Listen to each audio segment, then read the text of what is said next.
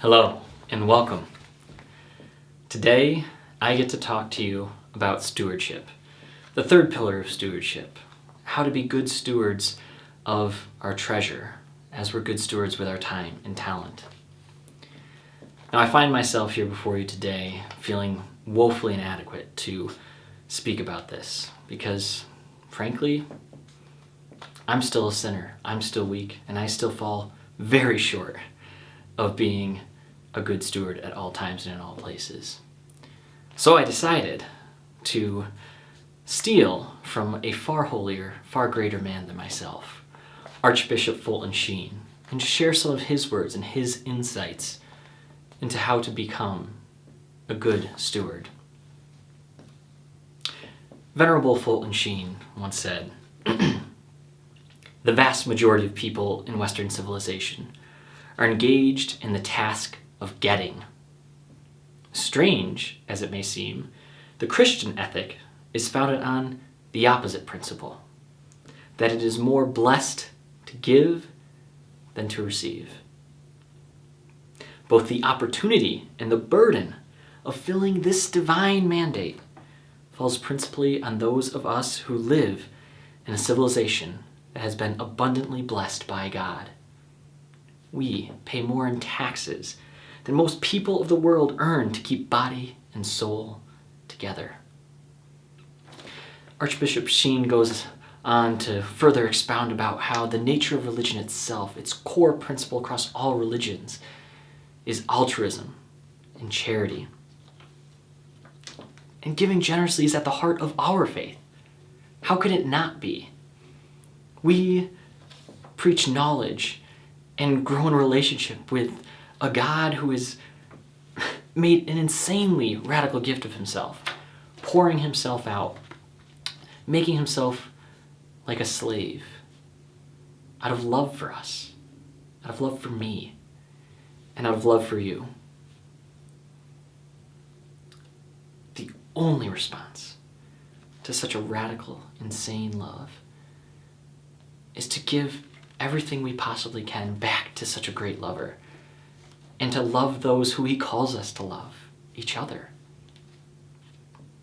Sheen reminds us further that this understanding of generosity and gift of self was not restricted ever just to the teachings of Jesus or the teachings of Moses or the prophets.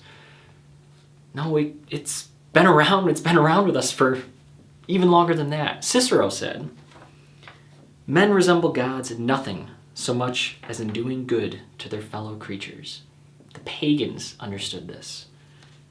Aristotle said that by narrowness and selfishness, by envy and ill will, men degenerate into beast and become wolves and tigers to one another. But by mutual compassion and helpfulness, men become gods to one another. This is what Christ is calling us to share in his divinity, to his radical gift of love. This wisdom is not new, but it is all too often forgotten, by myself included.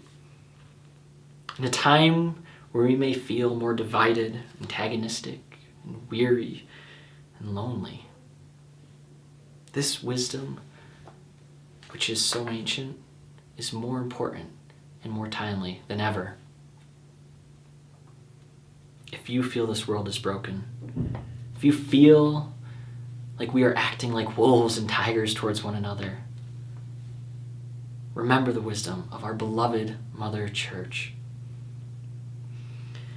and the foundation of our principles, that it is more blessed to give than to receive. In my brief time here on staff for this past year, I have been privileged to witness so many acts of generosity that I had never conceived of before. I remember sitting down once with a couple who struggled to make ends meet, pay their bills, keep a roof over their kids' heads, and get food on the table. But they so loved this church and our community that they wanted to give what little surplus they had back as an offering to God. And they wanted to know the best place that they might give. On the other end of the spectrum, I've had the privilege of sitting down with people of great wealth who, perhaps contrary to the worldly expectations, had every desire to give all that they had away, to leave this world with nothing, because God had blessed them with everything. We are blessed with generous hearts, with generous souls, with generous people. Our parish is filled with people of every age and every walk of life who live every day in a spirit of generosity. It is because I have witnessed this that I'm able to close now with these final words from Bishop Fulton Sheen. There is more happiness in rejoicing in the good of others than in rejoicing in our own good.